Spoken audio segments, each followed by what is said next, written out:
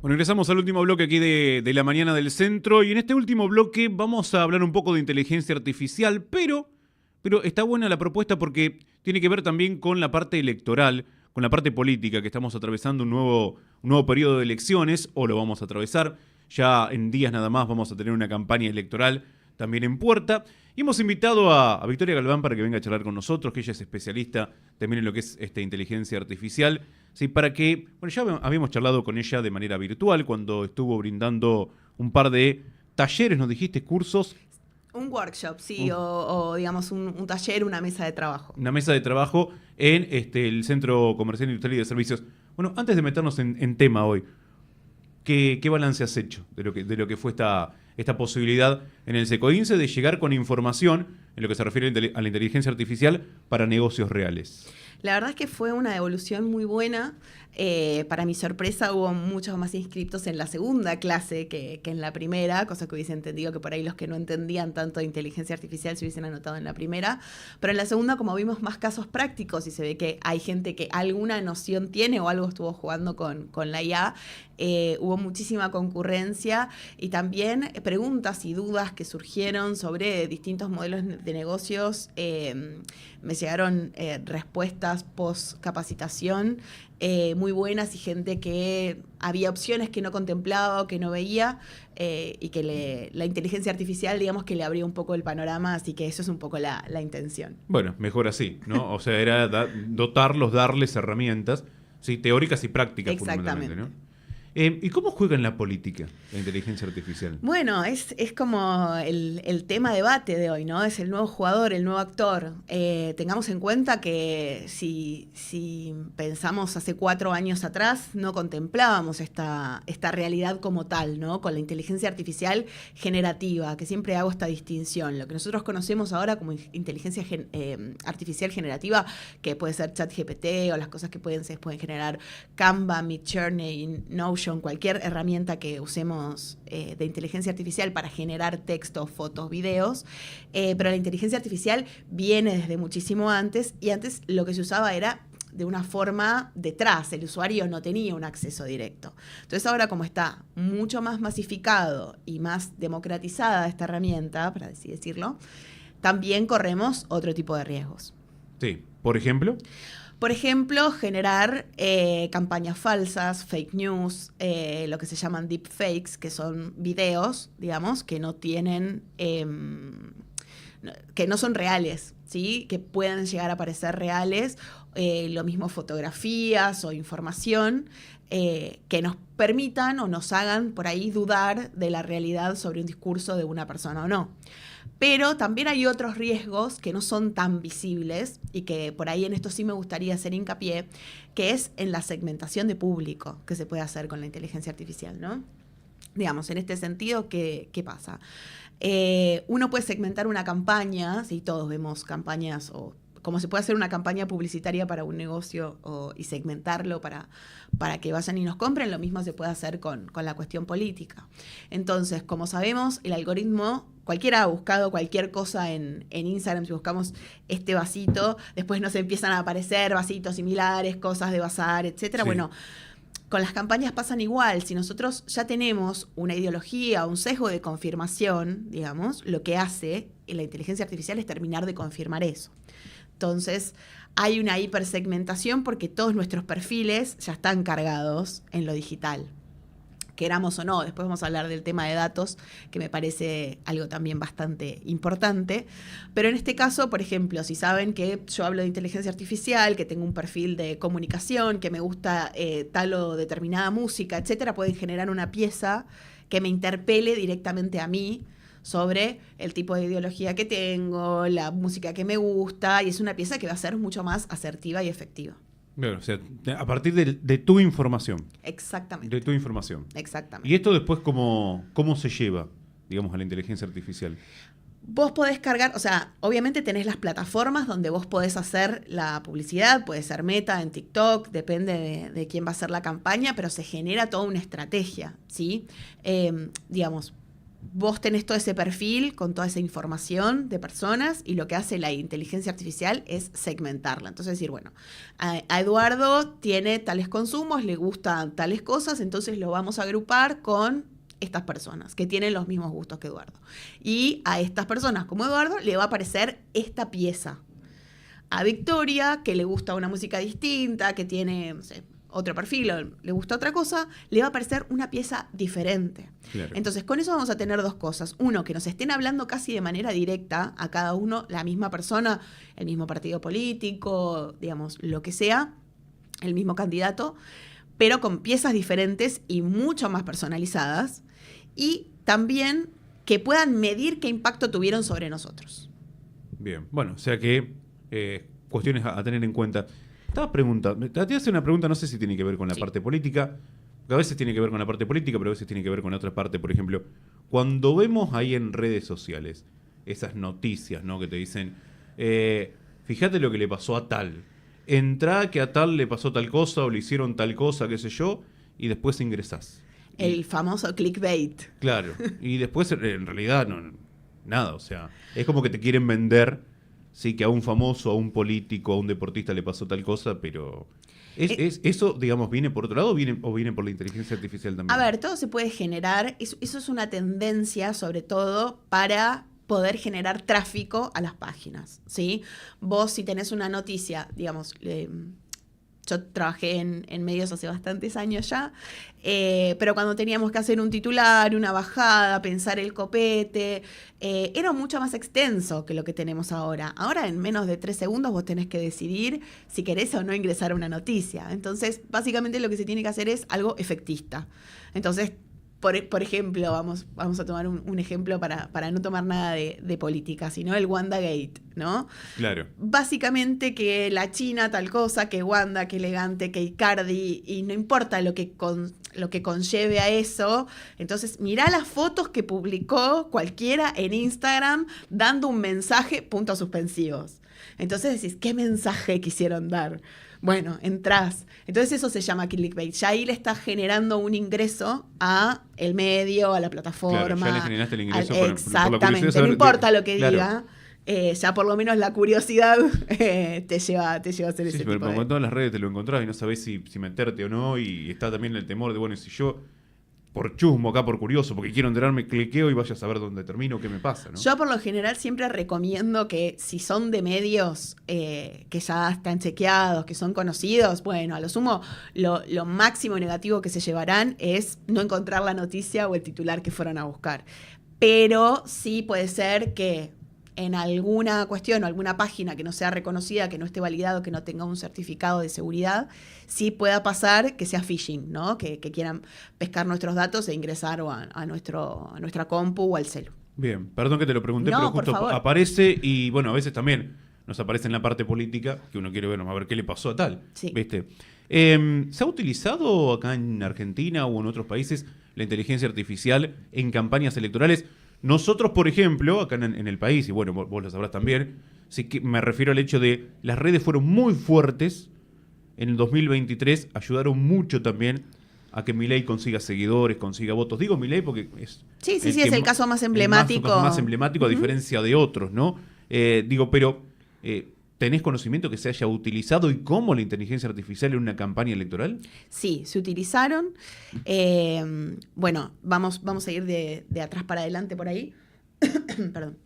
En Argentina, en el 18 de mayo, digamos que fueron las elecciones en Capital para legisladores, se utilizó 2 días antes, una vez ya cerrada la veda electoral, ¿sí? Que también eso es un riesgo porque después vamos a hablar de lo que es la regulación y de la falta de regulación sobre todo, ¿no? Salió un video supuestamente de Mauricio Macri diciendo que bajaba la candidatura de los Penato, llamando a votar a Manuel Adorni y nada, digamos, si bien las personas que algo de conocimiento de inteligencia artificial podíamos decir, bueno, no era tan asertivo, parecía que no coincidía tanto el lip sync, digamos, la voz con lo que se estaba diciendo, no podemos medir el efecto que pudo haber tenido eso con personas que no hayan tenido un acercamiento con la inteligencia artificial y les parecía que era Mauricio Macri diciendo que bajaba la candidatura de digamos, de su principal candidata.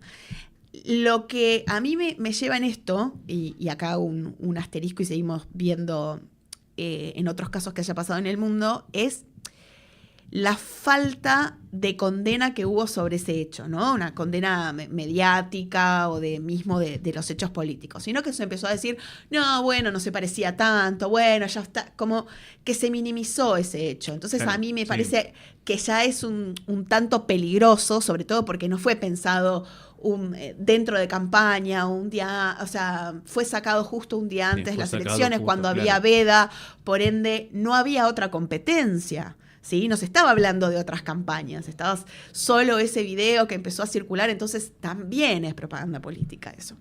Pero bueno, la falta de regulación... No tengo una regulación para con las redes también. Lleva a ¿no? estas cosas. En Estados Unidos, en el 2024, el año pasado, antes de las elecciones, salió un video del expresidente Biden llamando a votar a Donald Trump. Porque él no podía con sus capacidades, porque los demócratas, bueno, no iban a poder, etcétera. Y también fue un video muy viral que fue desmentido, etcétera, pero también estaba muy bien gestado y organizado. Podemos decir que eso fue directamente que haga que Trump gane las elecciones, no, porque no es demostrable, ¿sí? Pero les recomiendo a todos los que quieran ver un gran documental de Netflix que es de 2019, que se llama The Great Hack, que en castellano es Nada es privado, y que habla sobre la campaña de Trump anterior, de su anterior mandato, cómo contrató una consultora en Inglaterra, la cual hizo generar distintos grupos de Facebook con fake news sobre Hillary Clinton, y se empezó a medir el impacto que tenía, y una parte de indecisos y una parte de votantes de Hillary cambiaron su decisión, según las encuestas, por Donald Trump. Entonces, eso ya se había empezado a gestar, claro, porque era el algoritmo, digamos, era poner a pensarse en la estrategia de parte de lo digital. Soy bastante cinéfila, por eso siempre hago comparaciones con estas cosas, pero si nos ponemos a pensar ahora en la serie de Menem, por ejemplo. Claro, ¿no? la serie de Menem, sí. ¿Cómo se hacía política? Sin spoilear nada, ¿no? En una parte de la serie, Leonardo Sbaraglia, que hace de Menem, va casa por casa, ¿sí? Diciéndole, hola, yo soy tu próximo presidente, ¿vos qué necesitas? Y así por cada uno. Entonces, si lo entendemos cómo se traslada a lo digital, ¿sí? Es de la misma forma. Personalizan y nos golpean puerta a puerta acá, sí. Y nos dicen eso que queremos escuchar. Ya van a empezar, Ya van a empezar. Después del 8, como pasó en 2023. Exactamente. A cada rato viendo publicidades y mandándote mensajes, etcétera. Exactamente. He visto unos cuantos videos, te digo, pero... recién planteabas lo de Mauricio Macri, me trajiste a la cabeza un par de videos que he visto de políticos hechos por inteligencia artificial, ¿no? Que en algunos casos es parecido y en otros casos hay. Depende de la herramienta, eso depende de quién la sepa usar. Básicamente... Hay rasgos que son muy iguales, voces que son bastante parecidas y hay otras que no. Para que entiendan, la inteligencia artificial generativa funciona con un gran volumen de datos. Y lo que hace es generar sus piezas a través de lo que nosotros le vamos cargando de información, que se llama deep learning, ¿no? Un aprendizaje profundo. Entonces, mientras más carguemos o más información haya sobre esa persona, ya sea fotos, videos, audios, etcétera, mejor información va a tener para poder crear esa pieza. Si es alguien que no tenemos tanta, o sea, si hacen un deepfake mío, no creo que haya mucha información ni que sea relevante para nadie, entonces puede llegar a ser extraño, digamos, ¿no? Pero con los candidatos que están tan expuestos, que tienen muchísima información pública, eso se puede cargar y más o menos en 20 minutos se puede hacer un video decente para presentar y que sea algo que no es real.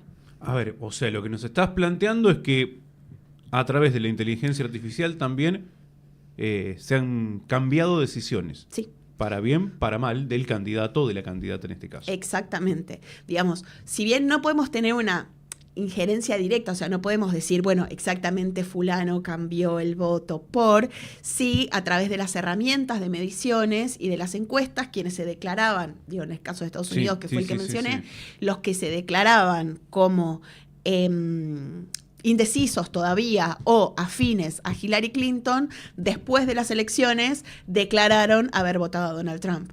Entonces se cree, digamos, se infiere que algo tuvo que ver toda esa campaña. En India también pasó algo ya un poco más paradójico, pero que es que terminaron resucitando a líderes políticos que estaban muertos. Entonces, acá tengo un machetito del nombre. Tamil Naidu es un ex presidente, es un ex líder en India, que falleció en 2018, y el video era apoyando la nueva campaña de su hijo para el liderazgo, ¿no? Entonces, si bien todos entendemos que la persona está fallecida, está muerta, el efecto que genera ver a alguien, porque nos pasa a nosotros con las fotos, si revivís a alguien o pones a tus abuelos en una foto y nada, te genera una emoción. Sí. Entonces está apelado directamente a eso. Y también lo hicieron con una ex ministra de Seguridad hablando de política que había fallecido en 2016. Bueno, o sea, la verdad que hay que hacerlo igual, ¿eh? Sí, son decisiones. ¿Tuvo su impacto, tenés ideas? Sí, porque, digamos, cada sistema democrático en cada país es diferente, ¿no? Y vemos la masividad que hay en India. O sea que esto también se puede hacer. Sí, digamos, no quiero dar ideas con esto. No, pero para trazar un paralelismo, digamos, sería como que el peronismo haga un deepfake de Juan Domingo Perón apoyando a su próximo candidato. Claro. El que tenga, ¿no? Sí, Entonces sería como un impacto grande ver como una persona que ya está fallecida hablando del contexto actual, etcétera. Entonces, como lo podemos usar, se han hecho de Tato Bores o de cosas un poco más actuales o de crítica, bueno, también se puede usar para eso y ver qué efecto medible tiene. Bueno, la verdad que hemos visto tantas cosas en Argentina que no nos sorprendería que esto pase, ¿no? Pero la verdad que me impactó la noticia esto de, bueno, traer a la vida otra vez con inteligencia artificial. A ver, por lo que esto genera, digo, ¿no?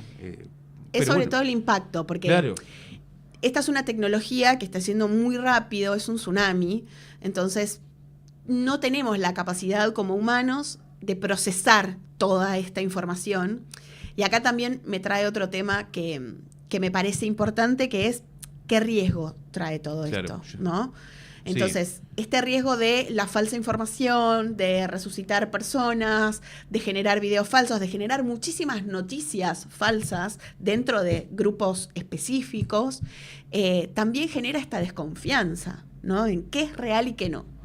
¿Cómo vamos a empezar a procesar los humanos? Porque antes lo que teníamos era lo real, una foto, un video, eso no lo cuestionábamos. Entonces, ahora como ciudadanos tenemos que hacer el ejercicio de empezar a cuestionar todas las fuentes con las cuales nos informamos. Por ejemplo, si vemos, justo hablaba hoy a la mañana con mi mamá, que me debe estar viendo.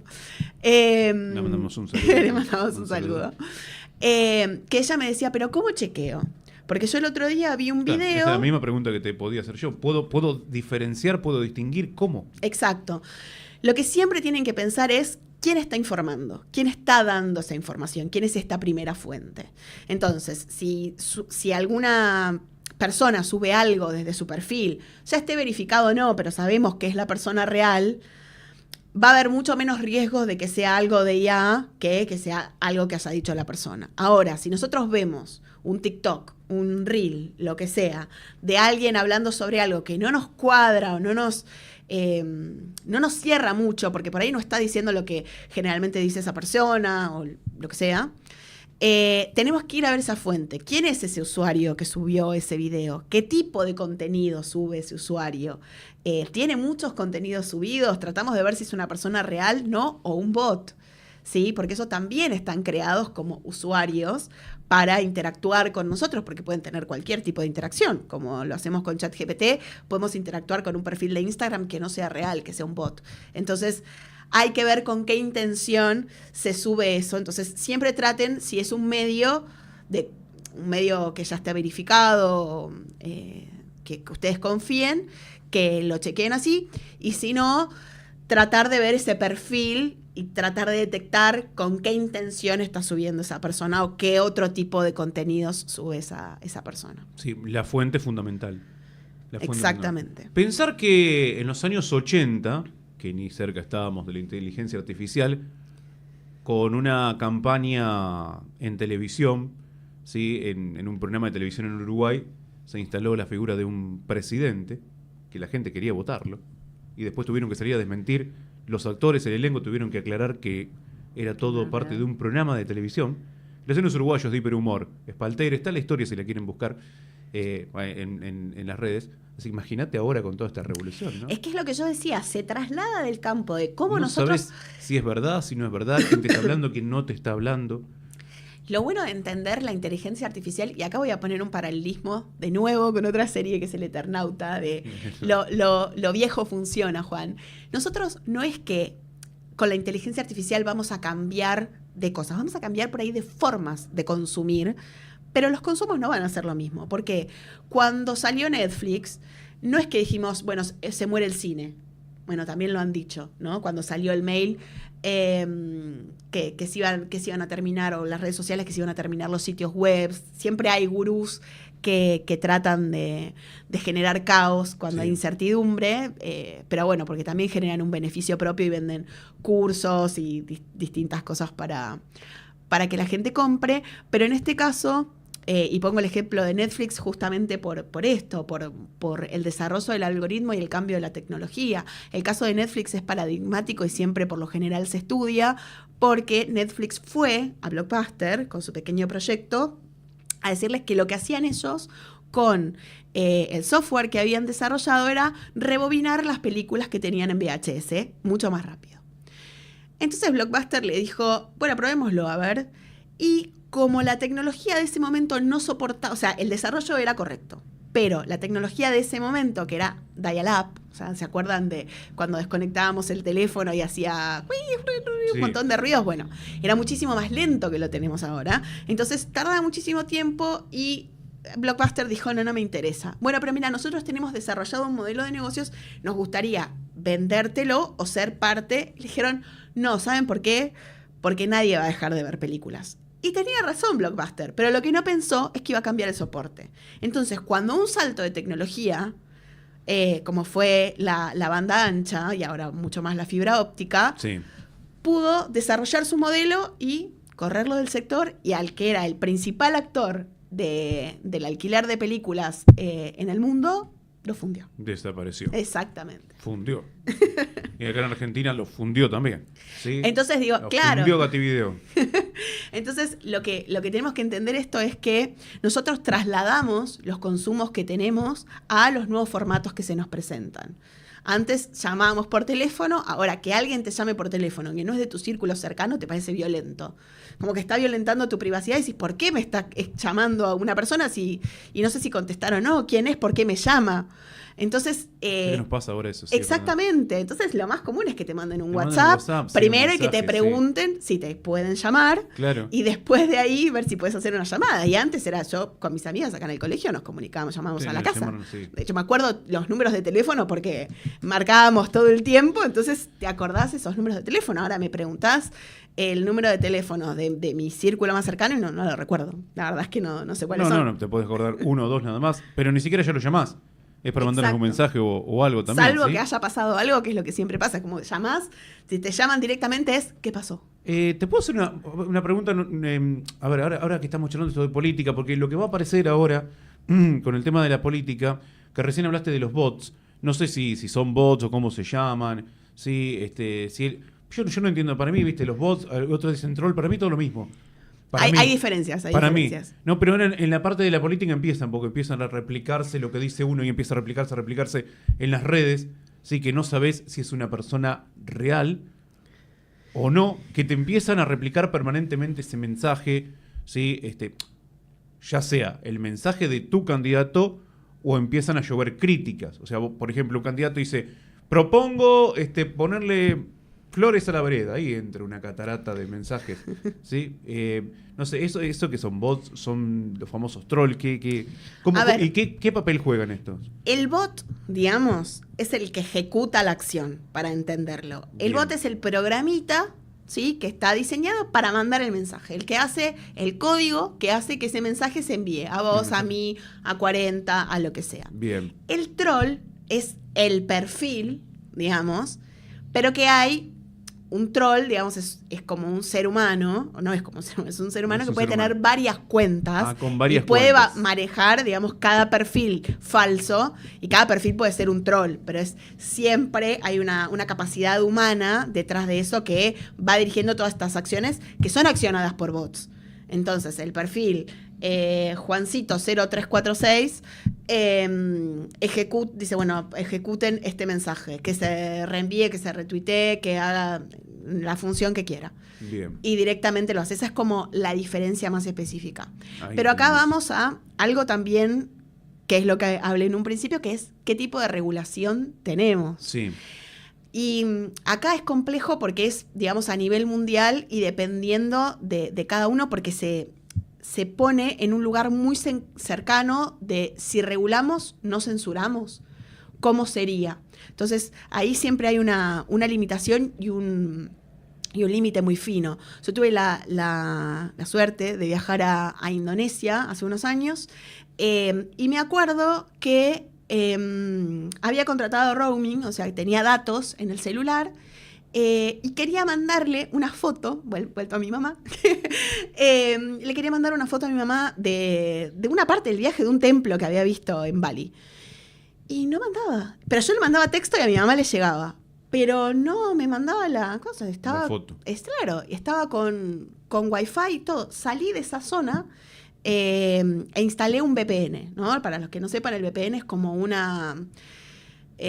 como un punto en el mundo que te localiza en un lugar diferente. Entonces, yo podría estar en Rusia, entonces, no sé, tenía el VPN de Rusia y podía generar o ver contenidos que estén admitidos para Rusia o dentro de ese país con un VPN diferente. Y ahí empezaron a llegar los mensajes, lo cual no entendía por qué, porque ni con Wi-Fi ni con datos podía mandar desde donde estaba. Lo que pasó es que se había viralizado una fake news sobre el presidente de Indonesia. Y lo que hizo el Estado en ese momento es cortar los datos para todos, no importa, era por geolocalización, no importaba si vos eras extranjero o no, estabas ubicado ahí en una de las islas, entonces lo que hacía era que no puedas reenviar videos ni fotos, sí textos, pero que no puedas generar mucha más viralización de esa fake news. Y cuando hablé con una persona de los que estaban trabajando ahí, me dijeron que sí, que era muy común, claro, que sucedía, que iba a durar unos 2-3 días hasta que la situación se calme, pero que el Estado tomaba completa intervención cuando sucedían ese tipo de cosas. Bueno, imagínense ese tipo de acción en Argentina, sería un escándalo. Qué revuelo, sí. Y en el mundo. Entonces, cuando hablamos en tema de regulación, lo que tenemos es, la Unión Europea es la única que regula, por el momento, que todos los contenidos de campañas políticas o de grandes marcas tienen que tener un sello y tiene que estar certificado que está hecho con inteligencia artificial o que intervino la inteligencia artificial, por ejemplo.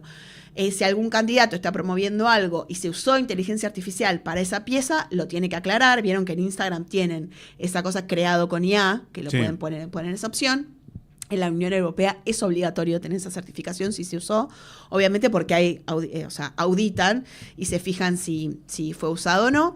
Y por otro lado también las marcas, ¿no? Si lo usan. Ahora, se está dando este mismo debate en Brasil y en Estados Unidos, pero todavía no hay ningún avance porque es un debate muy arduo, como lo que yo decía. Una cosa es informar que hubo algo y que tuvo intervención la inteligencia artificial, pero otra cosa es el borde de la censura, digamos, y ahí entramos un poco en la ética y ya sería creo que un tema para otra columna, pero sí es importante que tengan en cuenta esto, la falta de regulación y este gris hace que uno pueda ir avanzando y se puedan ir generando ese tipo de piezas. Perfecto, para tenerlo en cuenta también entonces. Victoria, ¿ha quedado algo más ahí que nos quieras contar, que nos quieras comentar, que les quieras comentar a nuestros teleoyentes acerca de lo que es la utilización de la inteligencia artificial para con la política que no Básicamente, hayamos tocado? Para que tengan en cuenta, primero que no es todo negativo, sino que hay algunas cuestiones positivas en esto. Hay bots que son cívicos y que enseñan a las personas o a los primeros votantes o a personas que no han tenido acceso a emitir un voto o un sufragio en darle las instrucciones, obviamente con cada sistema democrático, etcétera, de cada país, pero que te pueden instruir y te pueden decir cómo es el funcionamiento de la democracia, en este caso en Argentina, cómo son los tres poderes, etcétera. Y eso es un buen funcionamiento. Sí. También se puede auditar los gastos de las campañas, aunque acá lo haría una ONG, también no tendría una intervención directa del Estado, pero sí se puede auditar cuántos son los gastos, de dónde vienen esos fondos, etcétera.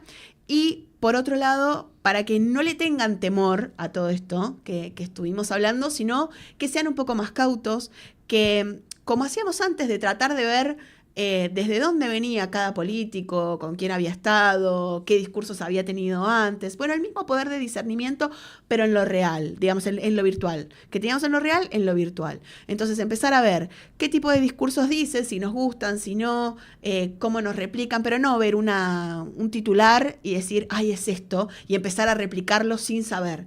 Primero chequeemos la fuente, sepamos que eso realmente sucedió o no, y después hagamos la réplica, pero dentro de un sentido crítico que creo que todos los seres humanos tenemos. Por supuesto que sí. Bueno, muchas gracias por haber venido. No, muchísimas gracias a ustedes por la invitación. Esta temática me pareció interesante, la propuesta, de cómo se involucra la inteligencia artificial con la política para estar atentas también a lo que pueda llegar a ocurrir y cómo se utiliza. Exactamente. ¿Sí? Y tratar de, obviamente, tener esta posibilidad, a partir también de estas herramientas que nos brindaste, de cómo discernir si, digamos, viene por el lado justamente de un candidato político, una candidata, o viene de un fake news o lo que estuvimos charlando. Que puede ser, ¿no?, de lo que se llama el círculo rojo también de cada candidato, ¿no? Puede salir de distintos lados, puede tener alguna intencionalidad, el candidato puede no generarlo, es un poco, y acá no quiero volver a entrar en debate porque esto también genera mucha polarización, y ya con esto cierro si no me extiendo tanto. Pero, digamos, lo que pasa con la libertad de avanza es un poco eso. Digamos, el partido en sí no genera esas piezas. Sabemos que son personas que son muy afines al gobierno, al partido, que generan ese tipo de piezas. El partido no realiza una crítica, una condena sobre ciertas piezas, como decía el video de Mauricio Macri. Entonces, hay una cierta complicidad en ese lugar, pero bueno, nada, es deber del ciudadano informarse antes de emitir el voto. Bueno, tenemos que informarnos entonces. Y esta es una manera, sí, una herramienta que tenemos a través de Victoria Galván, que nos ha venido a visitar. Muchas gracias por la visita aquí a La Mañana del Centro. Bueno, y con ella aquí en piso, en los estudios, nosotros nos